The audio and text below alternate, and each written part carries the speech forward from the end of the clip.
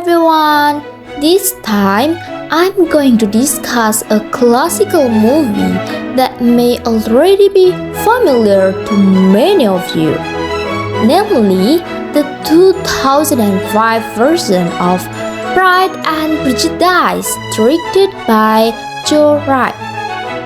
This movie is adapted from a novel by Jane Austen that was published in the early 19th century. Many people know it as the love story between Elizabeth Bennet and Mr. Darcy. But if we watch more closely, this movie actually offers something much richer. There is social criticism, satire about class, and most interestingly, a strong feminist message despite being set 2 centuries ago.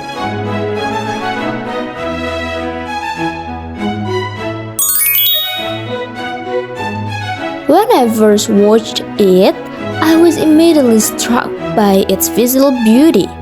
Joe Wright really succeeded in creating a classical English countryside atmosphere.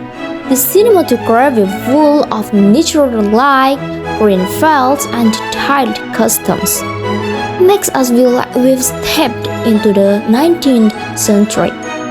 Coupled with soft and emotional background music, this movie feels romantic and warm. However, what is most memorable is not only its aesthetics, but also the character of Elizabeth Bennet, played convincingly by Keira Knightley. From the beginning, we can see that Elizabeth is different from other women in her environment. She is intelligent, critical, not easily dazzled by social status, and bold in expressing her thoughts. This first impression makes the film feel fresh, because we're not only just watching a love story, but also the story of a woman who refuses to be treated as an object.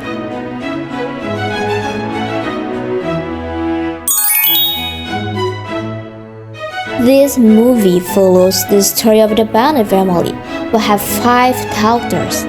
Since they have no sons, their family fortune will eventually be inherited by male relatives. So, Mrs. Bennet is obsessed with marrying her daughters to wealthy men for their future.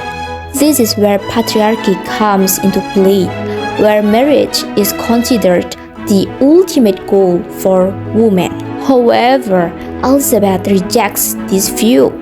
When Mr. Bingley, a wealthy man, moves into their neighborhood, Elizabeth's older sister, Jane, falls in love with him.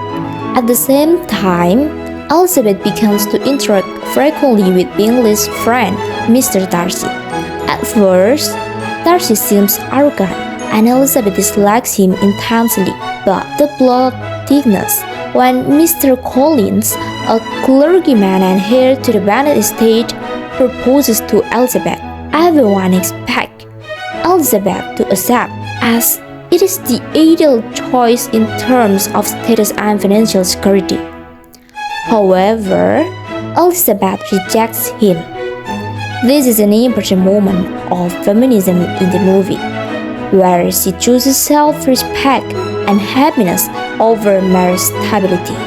Then Charlotte, Elizabeth's best friend, accepts Mr. Collins' proposal.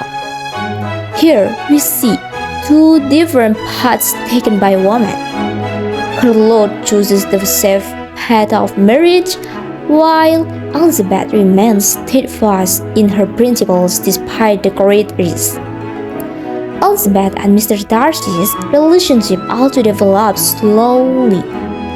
After various misunderstandings, Darcy finally proposes to Elizabeth, but in an arrogant manner. Once again, Elizabeth started to refuse. Even though Darcy was very wealthy, she didn't want to marry without true respect. Only after Darcy changed by showing humility, helping her family out of scandal, and truly appreciating Elizabeth as an individual. Did Elizabeth accept his love? This is what makes their love story unique. Not a love born of obligation or status, but of equality and free choice.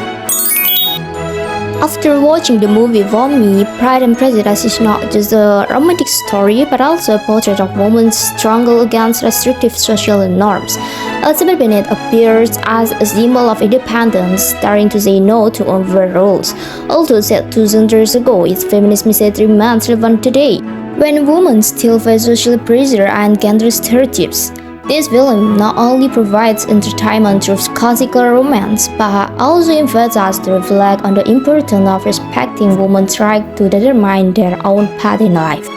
I will give it a rating 10 out of 10.